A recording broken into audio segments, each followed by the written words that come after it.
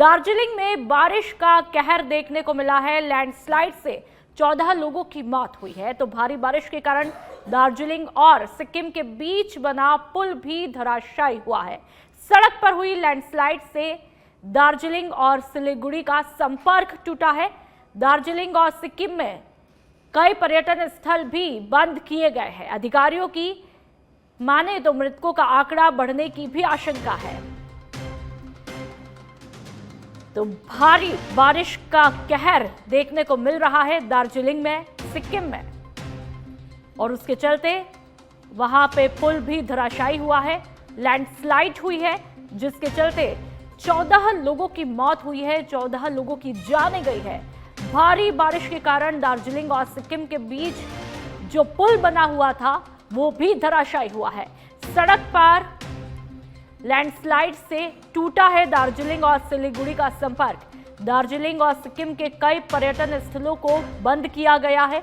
सुरक्षा के लिहाज से लोगों का ध्यान रखते हुए उनकी सुरक्षा के लिहाज से कई पर्यटन स्थल वहां पर बंद किए गए, क्योंकि बारिश से जो कहर वहां पर टूटा उसने कई लोगों की जानें ले ली है। और ये आंकड़ा जो अभी तक का आया है वो तकरीबन 14 का है। और ऐसे में अधिकारियों को माना जाए तो अधिकारियों ने कहा है कि ये मौत का आंकड़ा बढ़ भी सकता है। ऐसे में प्रशासन वहां पर लोगों की सुरक्षा को देखते हुए पर्यटन स्थलों को बंद कर रहा है। और ऐसे में कुछ पर्यटन स्थल चिन्हित किए गए हैं जिनको बंद किया गया है, जिससे लोगों की आवाजाही वहां पर न हो और मौत का आंकड़ा ना बढ़े, साथ ही लोगों की जान सुरक्षित बनी रहे। और अब सिरोही के आबू रोड से खबर, जहां पर गुजरात के राज्यपाल आचार्य देवव्रत पहुंचे हैं। आबू रोड राज्यपाल हेलीकॉप्टर से पहुंचे हैं। मानपुर हवाई पट्टी एसपी डॉक्टर प्यारे लाल और उपखंड अधिकारी डॉक्टर अंशुप्रिया ने अगवानी उनकी की। गुजरात के राज्यपाल का काफिला मानपुर से रवाना हुआ। आवल में आयोजित एक कार्यक्रम में उनके शिरकत करने का प्रोग्राम है। सुरक्षा को लेकर के पुलिस प्रशासनिक अधिकारी भी वहां पर काफी मुस्तैद दिखे हैं। तो गुजरात के राज्यपाल सिरोही माउंट आबू पहुंचे हैं, यानी कि राजस्थान के कश्मीर पहुंचे हैं। और ऐसे में कई कार्यक्रमों में शिरकत उन्होंने की है। लेकिन फिलहाल गुजरात के राज्यपाल का काफिला मानपुर से रवाना हुआ है और आवल में एक कार्यक्रम रखा गया है, जिस कार्यक्रम में शिरकत करने पहुंचेंगे। और सुरक्षा को लेकर के तमाम पुलिस प्रशासनिक अधिकारी भी मुस्तैद दिखे हैं, अवेयर दिखे हैं।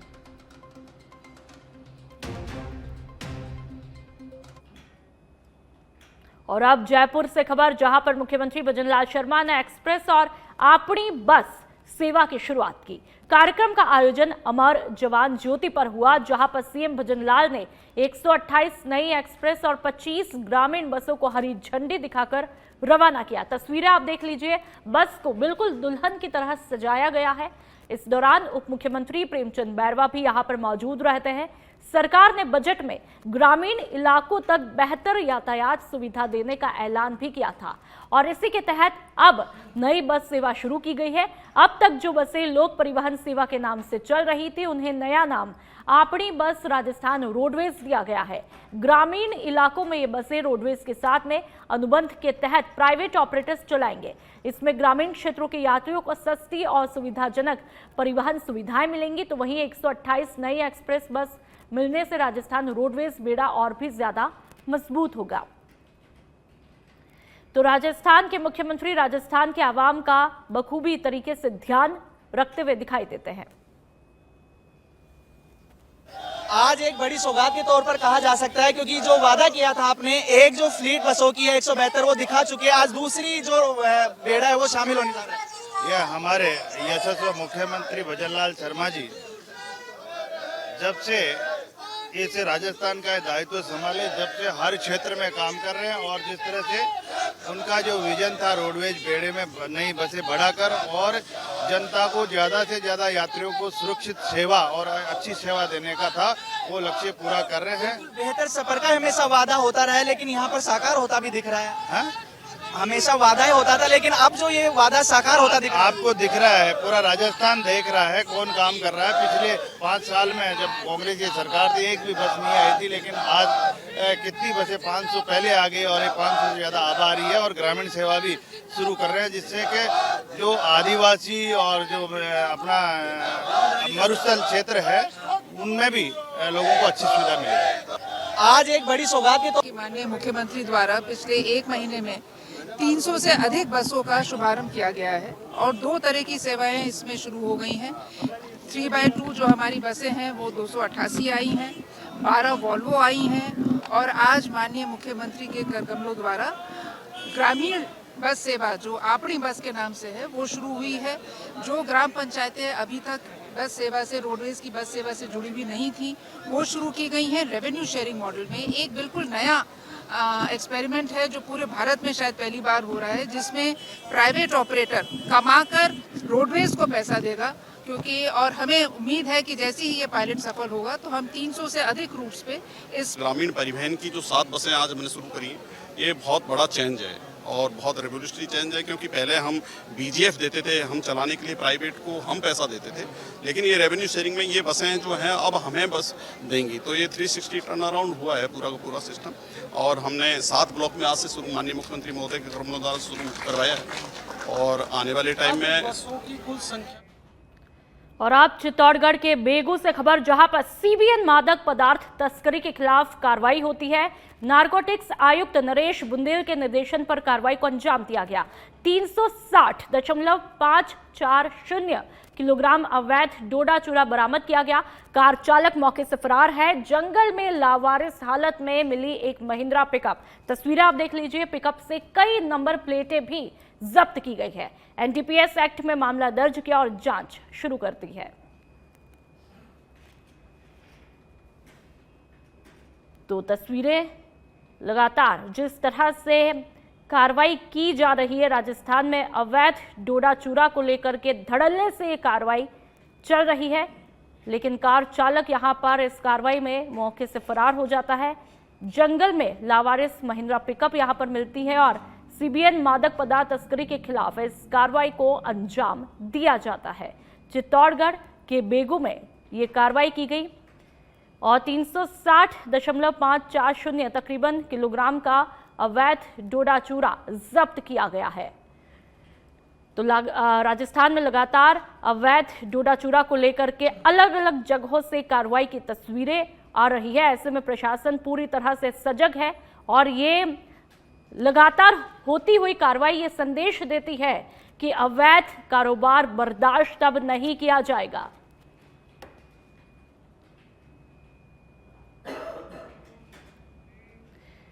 और अब कोटपुतली के बानसूर से खबर, जहां पर श्री श्याम सेवा मंडल हमीरपुर की तरफ से 37वें वार्षिक महोत्सव और विशाल जागरण का आयोजन किया गया। कार्यक्रम का आयोजन दुर्गा माता मंदिर में किया जाता है। कार्यक्रम की शुरुआत अखंड ज्योति से की गई, जिसके बाद में जागरण, आरती और 56 भोग लगाकर प्रसाद का वितरण भी किया गया। कार्यक्रम में दूर दराज के श्याम प्रेमियों ने भाग लिया। तो आप तस्वीरें देख लीजिए, कोटपुतली की ये तस्वीरें हैं जहां पर विशाल जगराते का आयोजन किया जाता है। तमाम श्रद्धालु यहां पर आते हैं। श्री श्याम सेवा मंडल ने इसका आयोजन किया गया है। भक्तगण काफी खुश दिखाई देते हैं और भक्ति में डूबे हुए दिखाई देते हैं। 37वां वार्षिक महोत्सव है ये, जिसका आयोजन यहां पर किया गया। तस्वीरें, महिलाएं यहां पर बड़ी तादाद में हैं। तमाम भक्तगण यहां पर पहुंचे हैं। प्रसाद यहां पर वितरण किया जाता है और जो कोई भी ये मान्यता है कि यहाँ पर मन से साफ नियत से कोई मन्नत मांगता है तो वो पूरी भी होती है। तस्वीरें आप देख लीजिए, जगराते की तस्वीरें हैं।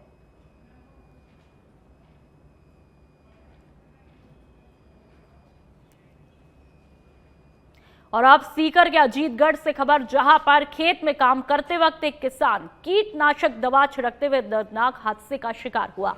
किसान हरफूल मीणा की मौके पर ही इसके चलते मौत हो जाती है। सूचना मिलते ही अजीतगढ़ पुलिस मौके पर पहुंची और किसान को तुरंत हॉस्पिटल पहुंचाया गया, जहां पर डॉक्टरों ने उसे मृत घोषित किया। फिलहाल पुलिस मामले की तहकीकात में डटी हुई है।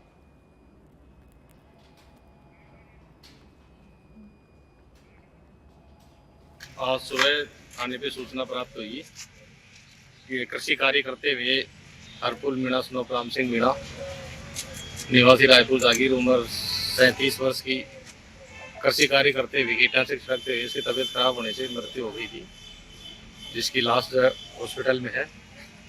मौके पे आके पोस्टमार्टम की कार्रवाई करवाई है और लाश को सुपुर्द कर दी है।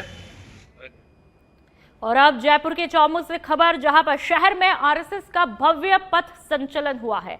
आरएसएस की शाखाओं से जुड़े लोग पथ संचलन में शामिल हुए। चौमू शहर के मुख्य मार्गों से पथ संचलन को निकाला गया। पथ संचलन में कदम से कदम ताल मिलाकर के चलते हुए तमाम स्वयंसेवक दिखाई देते हैं। चौमू शहर में जगह जगह पर पुष्प वर्षा के साथ में पथ संचलन का स्वागत किया जाता है और बेहद खूबसूरत ये तस्वीरें आप देख लीजिए। आरएसएस के 100 साल पूरे होने पर धूमधाम से स्थापना दिवस यहां पर मनाया गया। ये तस्वीरें एक संदेश है अपने आप में, अनुशासन की बेहद खूबसूरत तस्वीरें। तमाम स्वयंसेवक एक साथ एक लाइन में एक दिशा में कदमताल करते हुए। राजस्थान और मध्य प्रदेश में कफ सिरप के कारण बच्चों की मौत हुई है और इस संबंध में केंद्र सरकार के एडवाइजरी जारी करने के बाद में राज्यों ने सतर्कता बढ़ा दी है। तमिलनाडु के बाद में मध्य प्रदेश, उत्तर प्रदेश, दिल्ली और केरल ने कोल्ड ड्रिफ्ट कफ सिरप के उपयोग पर रोक लगा दी है। झारखंड ने इसकी बिक्री को प्रतिबंधित किया है तो उत्तराखंड में दवा की दुकानों पर छापेमारी की जा रही है। पंजाब, बंगाल और छत्तीसगढ़ में भी सतर्कता बरतने के निर्देश दिए गए हैं। इस बीच मध्य प्रदेश में एक और बच्ची की मौत से मृतकों की संख्या बढ़कर के 10 हुई है, तो राजस्थान में बालक की मौत से मृतकों की संख्या बढ़कर के 4 हुई है। दोनों राज्यों ने सिरप निर्माता कंपनी के सभी उत्पादों पर रोक लगा दी है। राजस्थान सरकार ने खांसी की सिरप बनाने वाली जयपुर स्थित कंपनी कायसन फार्मा की सभी 19 दवाओं पर रोक लगा दी है। ये दवाएं मुख्यमंत्री की निःशुल्क दवा योजना के तहत सरकारी अस्पतालों में वितरित की जाती थी।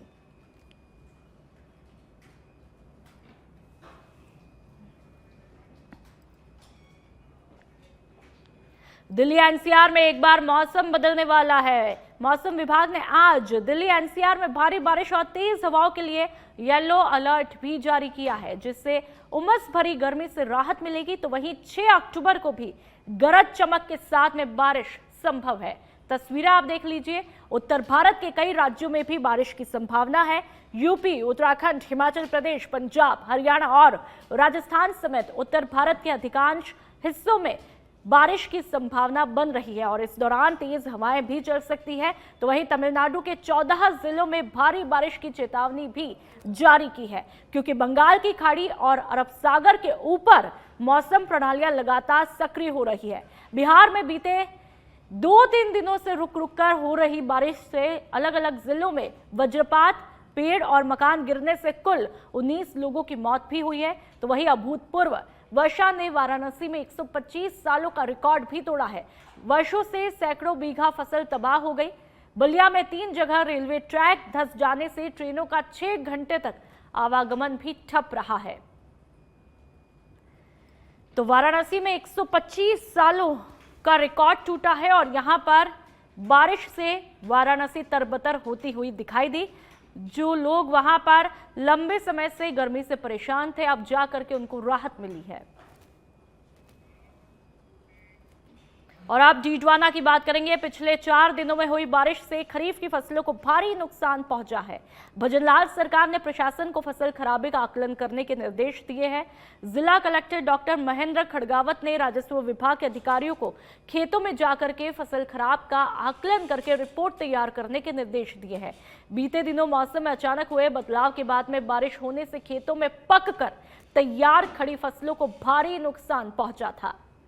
तो किसान जो कि दिन रात पसीना बहा करके मेहनत करता है और जिन किसानों की वजह से कहीं ना कहीं हमारी आजीविका भी अच्छी चलती है, आज वही किसान परेशान होते हुए दिखाई देते हैं और उनकी मेहनत पर पानी फिरता हुआ दिखाई देता है। भारत एक कृषि प्रधान देश है और ऐसे में ये तस्वीरें कहीं ना कहीं बेहद दुखद होती है कि जिन किसानों के जरिए हमारा अच्छे से पेट भरता है और वही किसान आज इस तरह से दुखी होते हैं। दिवाली है और दिवाली से पहले ये तस्वीरें वाकई में दर्दनाक तस्वीरें होती है।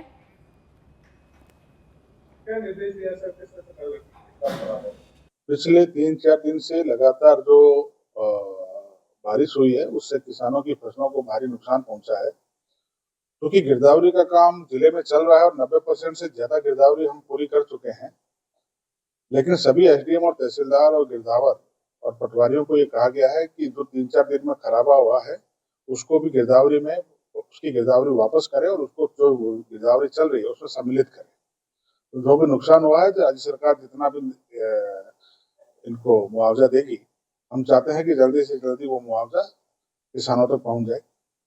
मैं टिरोना जिला कलेक्टर को धन्यवाद देता हूं कि उन्होंने समय पर या तुरंत प्रभाव से आज से 4 रोज पूर्व जब बारिश हुई थी उस समय आपके सहयोग से खबर लगाई गई और अवगत करवाया गया और उसके तुरंत संज्ञान लिया कलेक्टर साहब ने। इसके लिए मैं उनका तहे दिल से आभार और धन्यवाद भी ज्ञापित करता हूं। पर साथ साथ यह भी उन्हें अवगत करवाना चाहता हूं कि वो अपने आला अधिकारियों को समय पर मॉनिटरिंग करें और उस जो कार्य जो उन्होंने सौंपा गया है उसको प्रभावी रूप से।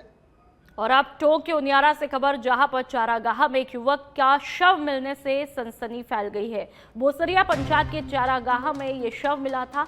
मृतक रामकेश मीणा का अंतिम संस्कार किया गया है। नमाखों से ग्रामीणों और परिजनों ने अंतिम विदाई दी है। शव यात्रा में नरेश मीणा भी शामिल हुए। घटना को लेकर के लोगों में अभी भी काफी गुस्सा है। तो बोसरिया पंचायत में एक युवक का शव मिलता है, जिसके चलते इलाके में सनसनी फैल जाती है। और आप ये तस्वीरें देख लीजिए कि किस तरह से युवक के परिजन दर्द से कराहते हुए दिखाई देते हैं। चारागाह में युवक का शव मिलता है। धौलपुर और करौली जिले में जोरदार बारिश हुई है, जिससे पार्वती बांध के कैचमेंट एरिया में पानी पहुंचा है। गेज मेंटेन करने के लिए जल संसाधन विभाग ने बांध के 2 गेट खोल करके पानी पार्वती नदी में रिलीज किया। जल संसाधन विभाग के सहायक अभियंता ने बताया कि हर घंटे गेज का अपडेट लिया जा रहा है। अगर आने वाले दिनों में और बारिश होती है तो निश्चित तौर पर पानी रिलीज किया जा सकता है। उधर पार्वती नदी उफान पर होने की वजह से जिला प्रशासन ने अलर्ट भी जारी किया है। साथ ही लोगों को सुरक्षित रहने की नसीहत देते हुए संबंधित सरपंच, हल्का पटवारी और गिरदावरी को निगरानी में रखने के निर्देश दिए हैं।